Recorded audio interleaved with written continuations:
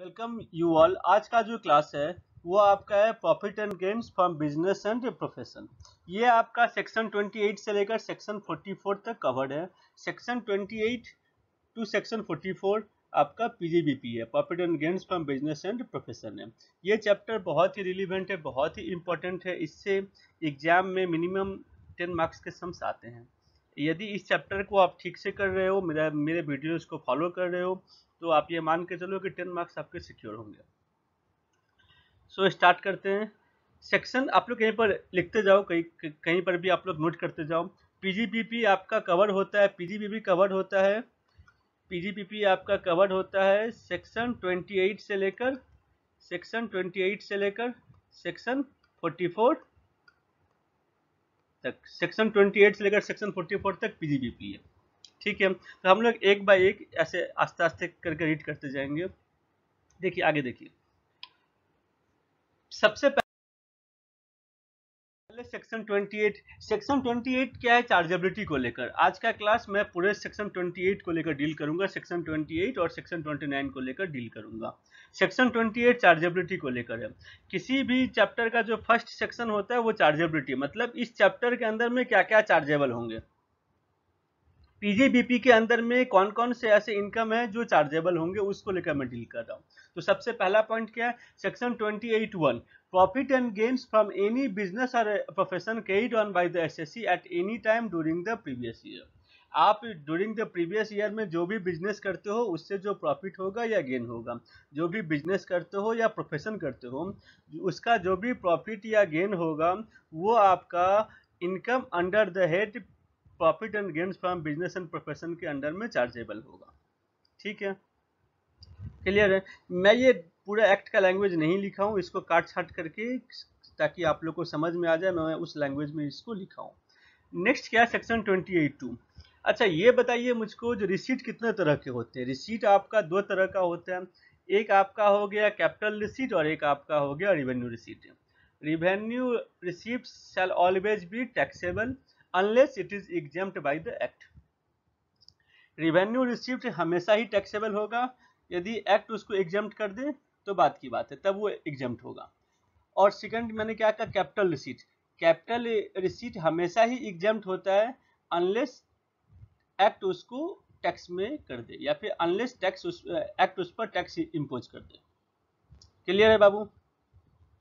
तो मैंने क्या कहा? Receipt is of two types, capital receipt और revenue receipt. Revenue receipt shall always be taxable, और कैपिटल रिसीट जो आपका टैक्सेबल कब होगा? जब उसको एक्ट बोलेगा, अदरवाइज वो एग्जेम्प्ट है। जैसे मान लीजिए मेरा घर था, मैंने अपने घर को सेल कर दिया, तो जो मुझे इनकम होगा वो क्या होगा? वो जो रिसीट होगा वो क्या होगा? कैपिटल रिसीट होगा, और वो कैपिटल गेन के अंदर में टैक्सेबल होगा। तो कैपिटल गेन के अंदर में टैक्सेबल होगा। एक्ट ने स्पेसिफिकली बोल दिया कि ये जो रिसीट है ये यहाँ पे कैपिटल गेन के अंदर में आएगा। तो ऐसा ही क्या हुआ था, ऐसा ही बहुत सारे ऐसे बिजनेस कॉन्ट्रैक्ट थे। जो मान लो एक बिजनेस कॉन्ट्रैक्ट है, ए ने बी से कॉन्ट्रैक्ट किया to supply of fix assets. A ने बी से कॉन्ट्रैक्ट किया कि आप मुझे 10,000 पीसेस कंप्यूटर दो मेरे ऑफिस के लिए। आफ्टर सप्लाइंग फर्स्ट लॉट, पहला लॉट सप्लाई करने के बाद ए को ऐसा लगा कि चीज जो इसके प्रोडक्ट है वो डिफेक्टिव है, और इसको हम लोग इस कॉन्ट्रैक्ट को हम लोग कंटिन्यू नहीं कर सकते, हम इस कॉन्ट्रैक्ट को कंटिन्यू नहीं कर सकते। तब क्या हुआ? तब ए ने बी के कॉन्ट्रैक्ट को कैंसिल कर दिया। तो कैंसिल कर दोगे तो जैसे ही आप कॉन्ट्रैक्ट को कैंसिल करोगे तो एक कंपनसेशन आपको पे करना पड़ेगा for the termination of the contract, क्योंकि बी ने इतना बड़ा बिजनेस सेटअप खड़ा किया होगा आपके लिए, प्रोडक्शन स्टार्ट किया होगा, जो कुछ भी। तो उस केस में क्या होगा? ए बी को एक कंपनसेशन देगा for the termination of the contract, contract को टर्मिनेशन के लिए देगा, या फिर for modification of the terms of the contract. मैंने ऐसा कहा कि आप 1000 मत दो, आप मुझे 400 पीस कंप्यूटर दे दो। तो जो ये मॉडिफिकेशन हो रहा है और जो ये टर्मिनेशन हो रहा है, इस कारण से क्या होगा? जो ये मॉडिफिकेशन हो रहा है और जो ये टर्मिनेशन हो रहा है, इस कारण से क्या हो रहा है? इस कारण से आपको एक टर्मिनेशन ऑफ कॉन्ट्रैक्ट के लिए जो पार्टी है, जो जब कॉन्ट्रैक्ट को टर्मिनेट कर रहे हैं, तो जो अदर पार्टी को पहला पार्टी पैसा दे रहे हैं, तो ये जो पैसा होगा ये क्या होगा? ऐसे ही बहुत सारे लोगों को पैसा मिला था, तो क्या किया ना, एओ ने कहा कि ये आपका इनकम है, और वो बंदा बोल रहा है नहीं, this is my capital in nature, या कैपिटल रिसीट है, और एज इट इज या कैपिटल रिसीट, यह टैक्सेबल नहीं है, क्योंकि लॉ में स्पेसिफिकली नहीं बोला गया है कि कैपिटल रिसीट जो टैक्सेबल होगा वो इस पार्टमेंट में नहीं आता है, ये कैपिटल गेन के अंदर नहीं आएगा। तो ये जो पैसा मुझको मिल रहा है ये आपका एग्जम्प्ट है। बहुत सारे केसेस हुए, अब कोर्ट में गया, कोर्ट ने भी सेम फैसला सुनाया। सिंपल सी बात है, सिंपल सा लॉजिक है, modification of the terms of contract in supply of the fixed assets. आपका जो कॉम्पेंसेशन किसके लिए मिल रहा है? Because of supply of the fixed assets. इसके लिए आपको मिल रहा है, आपने termination of the contract for the supply of the fixed assets. तो ऐसे जब कहीं भी कॉन्ट्रैक्ट टर्मिनेट होते हैं, जो कैपिटल एसेट से रिलेवेंट जो एग्रीमेंट होता है, उसके लिए जो आपको कंपेंसेशन मिल रहा है that is capital in nature. Simple सी बात है, ये हमारा जनरल प्रूडेंस बोलता है, ये आपका कैपिटल इन नेचर है। तो इस केस में आपको क्या होगा? इस केस में आपको ये जो रिसीट मिला वो कैपिटल रिसीट हुआ और वो टैक्सेबल नहीं होगा। ऐसे बहुत सारे केसेस हुए कंपेंसेशन। अब ये वन टाइप ऑफ एक ये तो एक कंपेंसेशन की बात हो गई। दूसरा ये एक रास्ता भी हो गया ब्लैक मनी को वाइट करने का, ठीक है। तो गवर्नमेंट ने फिनेंस एक्ट 18 में एक अमेंडमेंट लाया और बोला गया कि एनी कंपेंसेशन और अदर पेमेंट ड्यू टू और रिसीव्ड बाय एनी पर्सन, जो भी आपको कंपेंसेशन मिल रहा है, किसी भी कारण से कंपेंसेशन मिल रहा हो, for the termination of the contract, modification of the terms and condition of the contract relating to business, यदि वो आपको मिल रहा हो तो वो आपका सेक्शन 28(2) के अंदर चार्जेबल होगा। वो आपका सेक्शन 28(2) के अंदर चार्जेबल होगा। Is it clear? ठीक है। एक और केस था, ये बहुत फेमस केस है, आप लोग चाहो तो सर्च कर सकते हो गूगल पर। ये केस क्या था आपका? ये केस था दिल्ली का एक सीए फर्म था, खन्ना आनंदम। खन्ना आनंदम एक सीए फर्म था, बहुत बड़ा सीए फर्म हुआ करता था। वो बेसिकली एक फॉरेन फर्म का एक पार्ट हुआ करता था, एक ब्रांच हुआ करता था। उसके जो भी क्लाइंट थे सभी फॉरेन के क्लाइंट थे, और वो फॉरेन सीए फर्म के बिहाफ में इंडिया में काम कर रहा था। बहुत पुराना 25 ईयर्स से वो काम कर रहा था। अब जो फॉरेन सीए फर्म थे उसने क्या किया, उसने उससे पूरी तरीके से अपना जो खन्ना आनंदम से अपना जो एग्रीमेंट था वो एग्रीमेंट को टर्मिनेट कर दिया। फॉरेन सीए फर्म ने जो खन्ना आनंदम सीए फर्म जो दिल्ली का था उसे टर्मिनेट कर दिया, और उस टर्मिनेट के लिए उसको दिया गया 50 लाख रुपीज। टर्मिनेट के दिया गया 50 लाख या 50 करोड़ जो भी समझो, एक लमसम अमाउंट दिया गया कि for the purpose of termination of the contract. फिर वही कहानी आ गई, एओ ने कहा कि ये आपका पीजीबीपी के अंदर में टैक्सेबल होगा। अब जो एसएससी है उसका कहना, खन्ना आनंदम का कहना है जो I have received this amount for the loss of source of income, मेरा जो इनकम का सोर्स है वो मेरा खत्म हो रहा है। ये जब मेरा loss of source of income खत्म हो रहा है तो ये कैसे मेरा कैपिटल रिसीट, ये कैसे मेरा रिवेन्यू रिसीट हो सकता है? It is capital receipt, it is capital receipt, इसीलिए ये टैक्सेबल नहीं होना चाहिए, इसीलिए ये टैक्सेबल नहीं होना चाहिए। सेम कहानी। तो अब इस दो केसेस को, तो 28(2) को क्यों लाया गया? 28(2) को लाया गया, पहला आपका हो गया termination or modification of the terms of contract in supply of capital assets, और दूसरा आपका आ गया loss of source of income. Khanna Anandam का केस है, आप लोग चाहो तो गूगल पर सर्च कर सकते हो। देखिए, any compensation or other payment due to or received by any person by whatever name called at or in connection with the termination of the modification of the terms and condition of any contract relating to his business or of any contract relating to his business added by Finance Act. Why this law was made? Why this section was inserted by the Finance Act? Because this was amended to overrule High Court judgment on compensation received on termination of certain business contract and loss or source of income। समझ में आया? दो कारण से, termination of the contract and loss of source of income. जो source of income जो loss हो रहा है उसके लिए हाई कोर्ट ने जजमेंट दिया था कि ये आपका टैक्सेबल नहीं होगा, उसी को ओवर रूल करने के लिए ये आपका फिनेंस एक्ट के थ्रू उसको अमेंड किया गया। ठीक है। नेक्स्ट क्या है आपका? नेक्स्ट आपका हो गया income derived bye trade profession similar association from specific services performed for its members. जो आपके जो बहुत सारे एसोसिएशंस होते हैं, जैसे आपके म्यूचुअल कंसर्न वाले एसोसिएशन होते हैं, आरडब्ल्यूए होते हैं, ठीक है, वो क्या करते हैं, जो अपने मेंबर्स के लिए जो सर्विस प्रोवाइड करते हैं उससे जो अर्न करते हैं, तो वो भी क्या होगा, वो भी आपका आएगा पीजीबीपी के अंदर में आएगा। आगे बढ़ते हैं। नेक्स्ट क्या है, अब ये जो पॉइंट बहुत ही रिलीवेंट है, 28 3A 3B 3C 3D3, ये चारों point 3A 3B 3C 3D3 ये चारों के चारों आपके रिलीवेंट है फॉर एक्सपोर्ट इंसेंटिव को लेकर। एक्सपोर्ट इंसेंटिव को लेकर पहला क्या लिखा है, profit on sale of licence granted under the import control order 1955 made under the import export control act. ये इंपोर्ट इंटाइटलमेंट लाइसेंस क्या होता है, ये इंपोर्ट इंटाइटलमेंट लाइसेंस होता है, ये जो मैंने आपको कहा था 3A 3B 3C 3D3 ये चारों के चारों, ये 1 2 3 4 5, ये पांचों के पांचों पॉइंट जो वो एक्सपोर्ट इंसेंटिव को लेकर कवर करते हैं। तो पहला क्या था बताना, पहला आपका है profit on sale of licence, मतलब क्या होता है, आप एक फिक्स्ड एक अमाउंट तक सेल करते हो, एक लिमिट तक, जब जैसे आप एक्सपोर्ट करते हो तो आपको एक लाइसेंस मिलता है, उस लाइसेंस के तहत आप इंपोर्ट कर सकते हो without paying the import duty, without paying the import duty आप एक अमाउंट तक इंपोर्ट कर सकते हो।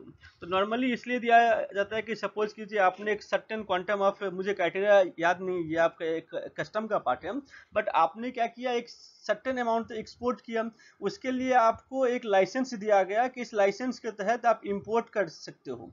इस लाइसेंस के तहत आप जो रॉ मटेरियल इंपोर्ट करना है, ताकि वो रॉ मटेरियल को इंपोर्ट करोगे, जो गुड्स बनेगा उस गुड्स को बनाकर आप एक्सपोर्ट करोगे, उसको प्रमोट करने के लिए ये आपको दिया गया। सिमिलरली केस क्या हुआ, cash assistance by whatever name called received or receivable by any person against export under any scheme of government of India. फिर वही कहानी होगी, जो कैश कंपेंसेटरी सपोर्ट बोलते हैं इसको, या फिर कैश असिस्टेंस बोलते हैं। ये क्या किया गया था, ये आपको दिया गया है ताकि आप जो जो आपको हायर डेवलपमेंट फीस पे करना पड़ रहा है, फ्रेट चार्जेस पे करना पड़ रहा है, इंपोर्ट ड्यूटी पे करना पड़ रहा है रॉ मटेरियल सब पर, आप उसको एडजस्ट करने के लिए ये दिया जाता है। मैं तो सिंपली बताऊं तो ये आपको स्पेशली पे किया जाता है for higher market development cost और इनपुट कॉस्ट को मैनेज, और जो इनपुट के ऊपर जो आपको इंपोर्ट ड्यूटी पे करना पड़ रहा है, उसके लिए आपको कैश असिस्टेंस दिया जाता है। 3C क्या बोलता है, एनी ड्यूटी कस्टम और एक्साइज पेड और रिपेबल एज ए ड्रॉबैक। ये जो ड्यूटी ड्रॉबैक होता है वही सेम कहानी है, ताकि आप रॉ मटेरियल को इंपोर्ट कर सकोगे विदाउट पेइंग एक्साइज ड्यूटी, उसके लिए आपको दिया जाता है, विदाउट पेइंग कस्टम ड्यूटी उसके लिए आपको दिया जाता है। या जो भी आपने रॉ मटेरियल इंपोर्ट किया है और उस रॉ मटेरियल से आपने जो सामान बना के एक्सपोर्ट किया है, तो रॉ मटेरियल पर जो आपने कस्टम ड्यूटी पे किया है वो आपको ड्यूटी ड्रॉबैक के तहत वापस कर दिया जाता है। पॉइंट नंबर डी और पॉइंट नंबर ई सेम ही है, सेम मैटर है। तो all 3A 3B 3C 3D3 ये जो 28 3A 3B 3C 3D3 ये जो सारे पॉइंट्स है, ये सारे पॉइंट आपके हैं जो एक्सपोर्ट इंसेंटिव, आप एक्सपोर्ट करोगे अधिक से अधिक तो कंट्री में रिवेन्यू आएगा, तो गवर्नमेंट चाहता है कि आप एक्सपोर्ट करो, तो आपके प्रोडक्ट को कम्पिटिटिव करने के लिए जो आपको कुछ बेनिफिट असिस्टेंस गवर्नमेंट प्रोवाइड करता है। जैसे मान लीजिए आपने यदि इंपोर्ट किया है और इंपोर्ट करने के लिए आपको रॉ मटेरियल आपने इंपोर्ट किया है, तो आपको उसके ऊपर जो कस्टम ड्यूटी आपने पे किया है वो आपको वेव अप कर देगा थ्रू ड्यूटी ड्रॉबैक, या कैश असिस्टेंस के थ्रू आपको सपोर्ट करेगा। तो ये सारे के सारे जो भी है ये आपका एक इंपोर्ट इंसेंटिव, ये सॉरी एक्सपोर्ट इंसेंटिव होता है जो एक्सपोर्टर को दिया जाता है। अब आप ये बताइए, ये जो एक्सपोर्ट इंसेंटिव है ये आपका टैक्सेबल होना चाहिए फिर नहीं होना चाहिए, ऑफ कोर्स ये टैक्सेबल होना चाहिए, और ये आपका पीजीबीपी के अंदर में आएगा, ये आपका पीजीबीपी के अंदर में profit and gains from business and profession के अंदर में आ जाएगा।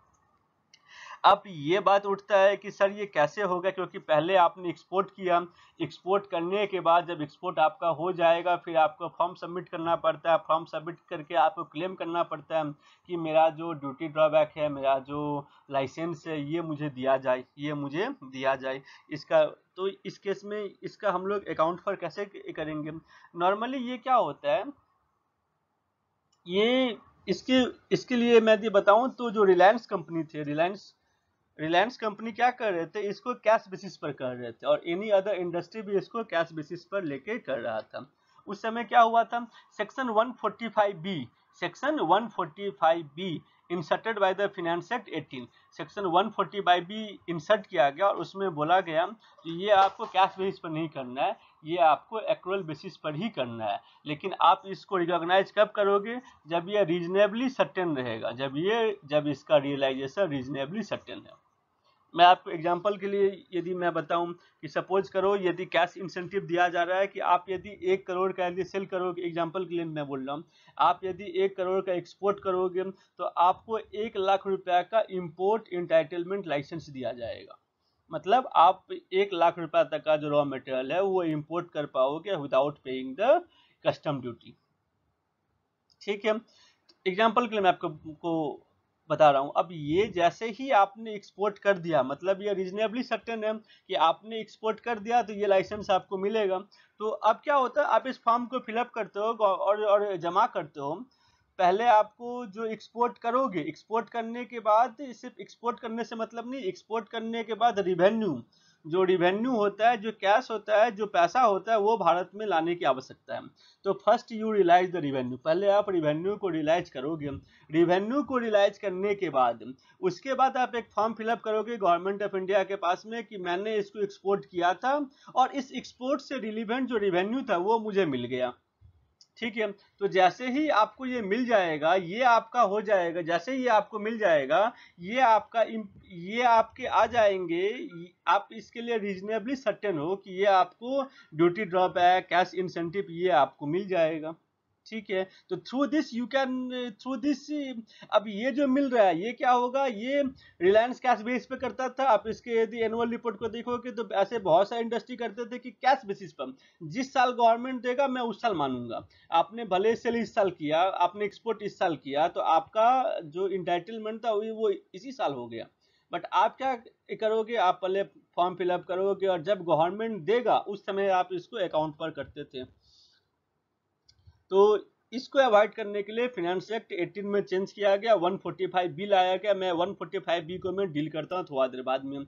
उसके हिसाब से क्या बोला गया, उसके हिसाब से बोला गया है जो आप इसको अकाउंट फॉर, आप इसको इनकम तभी मानोगे जब ये रीजनेबली सर्टेन रहेगा ऑफ इट्स रियलाइजेशन। जब उसका रियलाइजेशन रीजनेबली सर्टेन होगा, मतलब जब आपको, जैसे ही आपने सेल कर दिया तो ये रीजनेबली सर्टेन हो गया, आपने पैसा लेके आ गया इंडिया में, आपने एक्सपोर्ट कंप्लीट कर लिया तो ये रीजनेबली सर्टेन हो गया। तो I think this point is clear. तो ये आपका, ये भी इसके अंदर में आ गया। नेक्स्ट आइए, सेक्शन 28 क्या जो आपका चार्जेबिलिटी को लेकर डील करता है। सेक्शन 28(1) जो सिंपल था, बेसिक जो भी आपका कोई भी बिजनेस करते हो उसको लेकर डील किया गया था।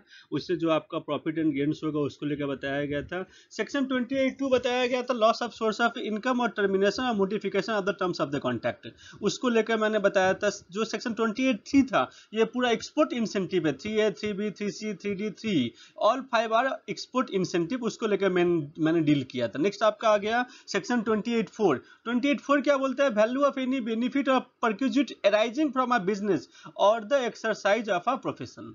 मतलब क्या होता है कि सपोज कीजिए मैं एक सीए हूं, मैं किसी क्लाइंट के वहां गया हूं तो मुझे बहुत सारे परक्यूजिट मिल रहे हैं, मैं बिजनेस कर रहा हूँ बहुत। जैसे आपको सबसे बड़ा एग्जांपल यदि मैं बताऊं, जो किसी का यदि सैमसंग का शोरूम है, तो सैमसंग का शोरूम है तो सैमसंग का टारगेट दिया गया है कि आप यदि एक साल में 1000 टीवी सेल कर दोगे तो आपको एक हनीमून पैकेज, या फिर मान लीजिए कोई कहीं पर घूमने के लिए कुछ एक दिया जाएगा, एक वाउचर दिया जाएगा, या एक एसी आपके घर में लगाया जाएगा। तो all these things are covered under TJBP. ये जो आपको मिल रहा है, जो आपको परक्यूजिट्स मिल रहा है, वैल्यू ऑफ एनी बेनिफिट और परक्यूजिट्स, ये जो आपको परक्यूजिट्स मिल रहा है, ये परक्यूजिट्स क्या होगा, ये परक्यूजिट्स भी आपका जो बिजनेस से रिलीवेंट है, बिजनेस करने का आपको ये बेनिफिट और परक्यूजिट मिल रहा है, तो ये आपका ये भी टैक्सेबल होगा पीजीबीपी के अंदर में। नेक्स्ट सेक्शन 28(5) क्या बोलता है, इन इंटरेस्ट, सैलरी, बोनस, कमीशन और रिम्यूनरेशन ड्यू टू और received by a partner from partnership form. जो भी पार्टनरशिप फॉर्म से जो भी पार्टनर को मिलता है, इंटरेस्ट, सैलरी, बोनस और कमीशन जो भी पार्टनर को मिलता है, वो भी आपका माने पार्टनर के हैंड में इनकम फ्रॉम पीजीबीपी के अंदर में आएगा, profit and gains from business and profession के अंदर में आएगा। इसमें एक आपका सेक्शन 40(b) आता है, जो 14(b) में जो अलाउ कर दिया जाता है। उस अलाउ के अलावा जो एक्सेस होता है, तो वो जितना डीज अलाउ हुआ है वो आपका पीजीपीपी के अंदर में आएगा। ठीक है, नेक्स्ट क्या बोला गया 28(5) है, एनी सम रिसीट और रिसीवेबल फॉर नॉट, अच्छा, एनी सम रिसीट और receivable for not carrying out any activity in relation to any business और प्रोफेशन। ये आपका है competition fees, non competing fees. Non competing fees मतलब कंपीट नहीं करोगे उसके लिए फी में आ जाता है। एक सिंपल सा मैं आपको बताऊं, एक केस लो, यदि मैं आपको बोलूं तो ठीक से लिख नहीं पाया। देखिए, ये नॉर्मली क्या होता है, नॉन कंपीटिंग फीस क्या होता है, एक कंपनी था, उस कंपनी वेल्डन वेल्डन आईएमसी बोल के एक कंपनी थे, वो कंपनी ने क्या किया, सेल किया। तो जब वो सेल किया तो उसका total assets value is 100 crore, but उसने सेल किया 500 करोड़ में, सेल किए 500 करोड़ में। तो उसने क्या किया, ये जो स्लम सेल के अंदर में पूरा का पूरा कंपनी को सेल किया। तो उस कंपनी ने क्या किया, ऐसा किया जो दिखाया इसमें, जो मुझको मिल रहा है 100 करोड़ जितना के एसेट से, उतना है मैं कंपनी को सेल कर रहा हूँ, और 400 करोड़ मिल रहा है for not carrying out similar business. Non competing fees मुझे मिल रहा है, यानी मैं जिसको सेल कर रहा हूँ मैं उसको ये बोल रहा हूँ कि मैं ऐसा बिजनेस नहीं करूँगा, उसके लिए वो मुझे 400 करोड़ रुपया दे रहा है। This is non competing fees. तो इस केस में क्या होगा, इस केस में पूरे के पूरे 500 करोड़।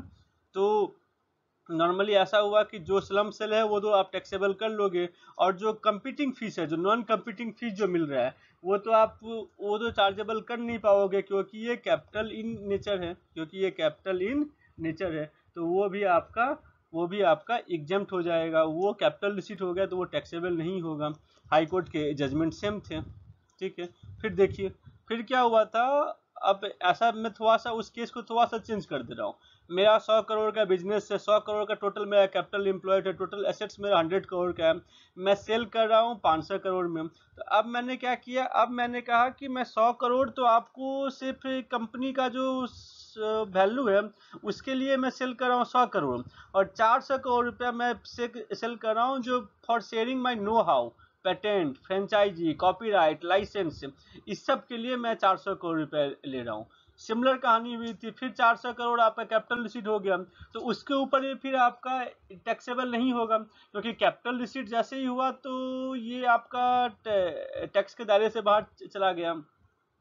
फिर सेवरल हाई कोर्ट ने इस तरह के जजमेंट दिए। तो इस सभी को ओवर रूल करने के लिए 28(5) इंसर्ट किया गया था। देखिए 28(5) क्या बोलता है, एनी सम रिसीट और receivable for not carrying out any activity in relation to any business और प्रोफेशन, और any some receipt or receivable for not sharing any know-how, patent, copyright, trademark, license, franchise or any other business or commercial right or information or technique likely to assist in the manufacture of goods or provision of service।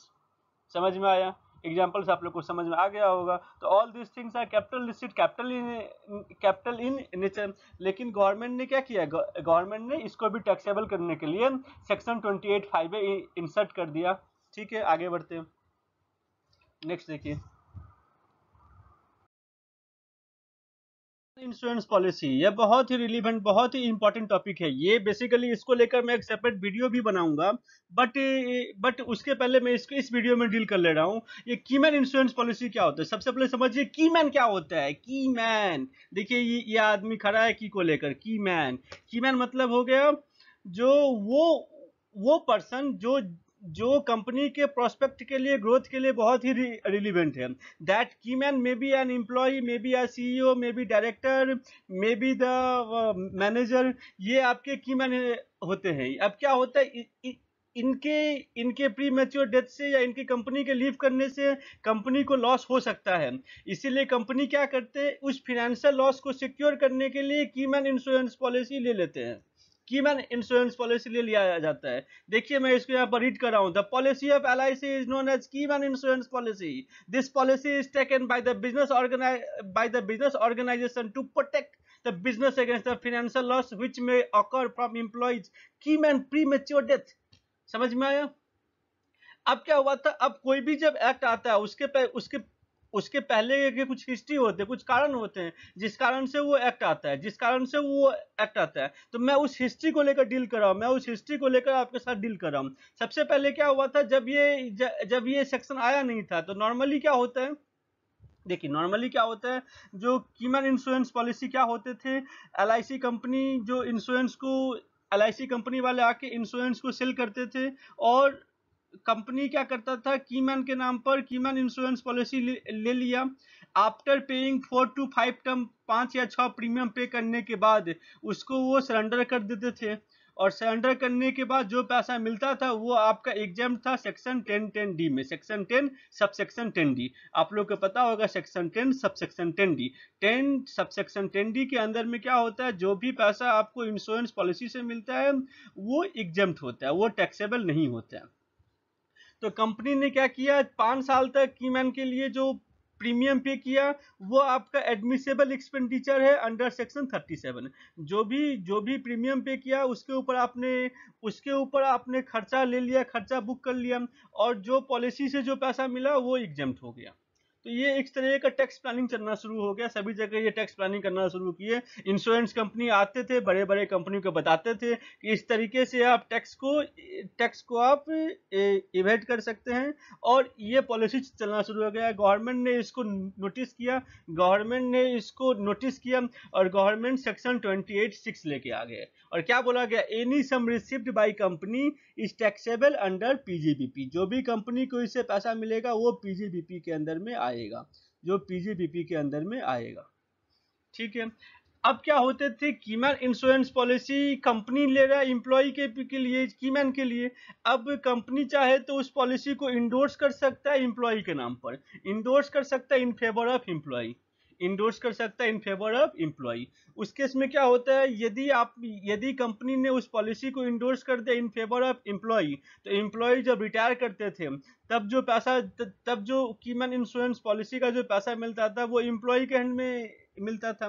तो तब क्या किया, इस act में क्या किया गया, endorse in favour of employee, तब क्या होगा, profit in lieu of salary, ये सैलरी के अंडर दैट सैलरी में चार्ज होगा in the name of profit in lieu of salary.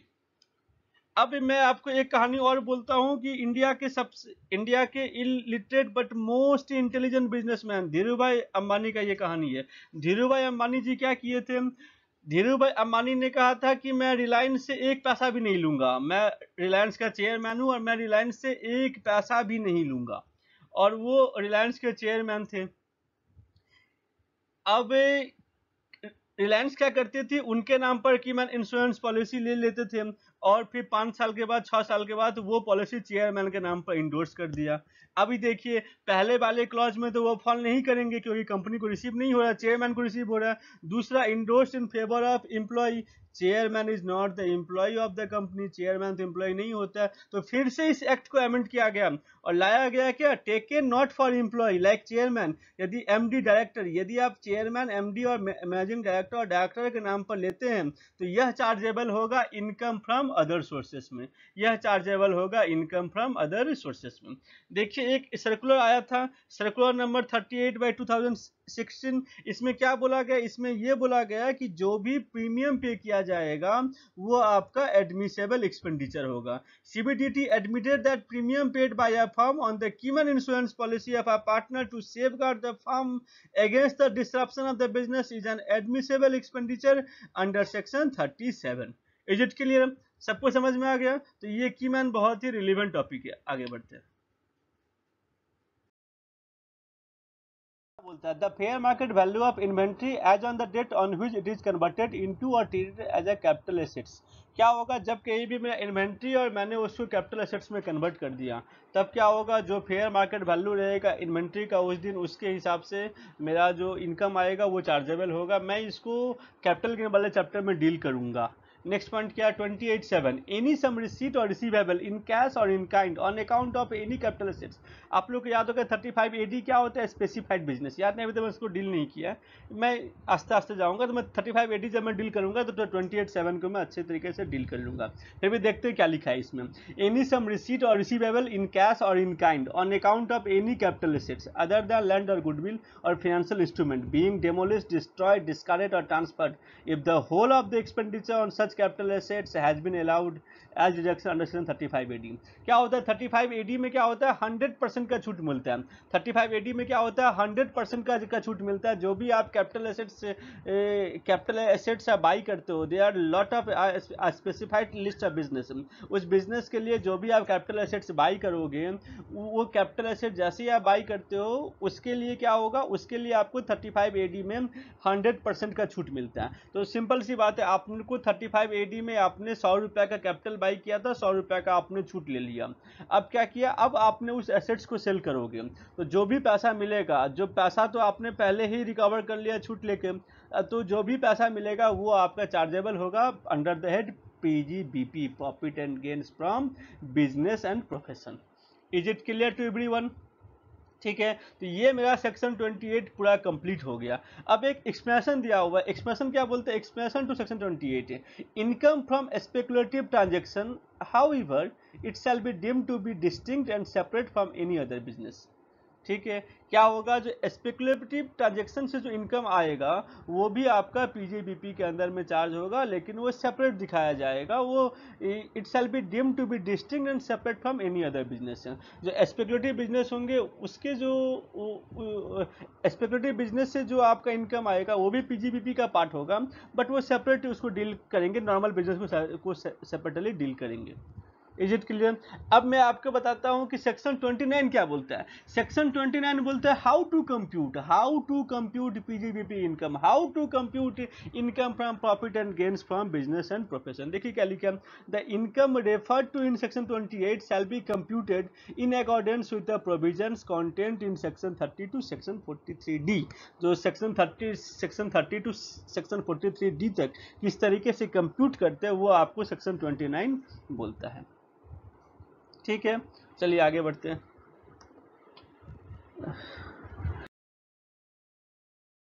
एक मैंने कहा था कि 145B मैंने पहले डील किया था जब कैश इंसेंटिव थे, कैश कंपनसेटरी सपोर्ट था और आपका ड्यूटी ड्रॉबैक था। ये जो भी आपको एक्सपोर्ट इंसेंटिव मिलते थे उसको लेकर मैंने कहा था सेक्शन 145 को लेकर। देखिए अभी इसको मैं डील करता हूँ। Section 145 has been inserted by the finance act 18, it is applicable from the assessment year 17-18 onwards. क्या लिखा है, interest received by an SSC on compensation or enhanced compensation shall be deemed to be income of the year in which it is received। ठीक है, the claim for escalation of price in a contract or export incentive shall be deemed to be the income of the previous year in which reasonable certainty of its realization is achieved। Assistance in the form of subsidy or grant or cash incentive or duty drawback or waiver or concession or reimbursement as referred to this section shall be deemed to be income of the previous year in which it is received if not charged to income tax for the any earlier previous year। समझ में आया? तो आपका ये 145B को लेकर मैंने deal कर दिया। सेक्शन 145 बोलता है, पहला आपका हो गया जो कंपनसेशन मिलता है, ये इनकम फ्रॉम अदर सोर्सेज का पार्ट है। दूसरा आपका हो गया जो कॉन्ट्रैक्ट प्राइस में जो एस्केलेशन होता है वो क्या बोल रहा है, वो आपको बोल रहा है जो वो कब आएगा जब आपको रीजनेबली सर्टेनिटी होगा। ठीक है, reasonably certainty of its realisation is achieved, तब आपको इसको अकाउंट पर करना पड़ेगा, तब आपको इनकम मानना पड़ेगा। और assistance in the form of subsidy, जो आपका ग्रांट है, कैश इंसेंटिव है, ड्यूटी ड्रॉबैक्स है, वेवर है, ये जो भी होगा आपका इनकम तब माना जाएगा जब ये रिसीव होगा, यदि ये last year previous year charge नहीं हुआ था तो। ठीक है, I think I am clear to all of you. और ये आपका आज का क्लास हो गया। Today class I just deal with section 28 and section 29 और एक आपका section 145B taxation on certain income, taxation on certain income. मैं यदि आपको फिर से बताऊं, ओवरऑल यदि मैं आपको लेके जाऊं तो section 28 is the chargeability section. Section 28(1) ये आपका हो गया कोई भी बिजनेस या प्रोफेशन करोगे उससे जो इनकम आएगा उसके लिए हो गया। सेक्शन 28(2) ये इंसर्ट किया गया था फाइनेंस एक्ट 18 के थ्रू। इसमें क्या बोला गया था, इसमें आपका बोला गया था कि जो भी कैपिटल रिसीट होता है for the loss of business, for the loss of source of income और टर्मिनेशन ऑफ द कॉन्ट्रैक्ट, ये सेक्शन 28(2) के अंदर में चार्जेबल था। जो जो सेक्शन 28(3) का जो सीरीज है ABCDE, ये पूरा का पूरा कैश इंसेंटिव को लेकर था, एक्सपोर्ट इंसेंटिव को लेकर था, duty drawbacks, cash compensatory support इसको लेकर था। फिर आपका सेक्शन 28(4) था, वो इंटरेस्ट, सैलरी, बोनस और कमीशन को लेकर था। तो इस तरीके से सारे के सारे। फिर आपको यदि मैं बताऊं जो सेक्शन 28(4) था आपका value of any benefit perquisite, जो भी आप बिजनेस करते हो और उसके लिए जैसे सैमसंग का मैंने एग्जांपल दिया था, जो भी आपको पैसा मिलता है और या जो भी आपको परक्यूजिट मिलता है फॉर रनिंग द बिजनेस, उसके लिए या for selling for achieving a certain target, जो भी आपको मिलता है, all this comes under the purview of PGBP। ठीक है, नेक्स्ट आपका था 28(5), इसमें आपको बोला गया था सैलरी, बोनस, कमीशन जो भी आपको मिल रहा है उसके लिए था। ठीक है, 28(5) ऐसे ही आपका दिया हुआ था एनी सम रिसीट, जो भी आपको मिल रहा था, जो not carrying out any activity, जो भी आप कॉपीराइट के लिए या फिर जो नॉन कम्पिटिंग फीस था या नो हाउ को आप शेयर नहीं करोगे उसके लिए रिलीवेंट था। ठीक है बाबू। 28(6) was Koeman insurance policy. 28(6) was जो आपका फेयर मार्केट वैल्यू था इन्वेंट्री को जब आप कन्वर्ट करोगे कैपिटल एसेट्स में, उस केस में। और लास्ट में आपका था जो 35 AD में जो भी आपको जो जिसका आपने कैपिटल एसेट्स पर एक्सपेंडिचर 35 AD क्लेम कर लिया था, वो यदि आप उसको सेल करते हो तो जो भी पैसा मिलेगा वो आपका टैक्सेबल होगा अंडर सेक्शन 35 AD। एक्सप्रेशन को लेकर मैंने डील किया था, मैंने क्या कहा था, एक्सप्रेशन क्या बोलते हैं, एक्सप्रेशन बोलता है जो स्पेकुलेटिव बिजनेस है और नॉर्मल बिजनेस है दोनों डिस्टिंक्ट है और दोनों का पूरा अलग तरीके से अकाउंट फॉर किया जाएगा, दोनों सेपरेटली मेंटेन करना पड़ेगा। और लास्ट क्या था, लास्ट आपका मैंने सेक्शन 145B डील किया था, जो आपका बोला गया था कि आपके सर्टेन इनकम को कब रिकॉग्नाइज करोगे। ठीक है, तो thank you for today class थोड़ा सा लंबा हो गया, बट जो भी आप लोग को समझ में नहीं आया हुआ you can comment on the video also, और मैं उसका रिप्लाई दूंगा। ठीक है, thank you for your listening and thank you for today, wait for the next class. Thank you.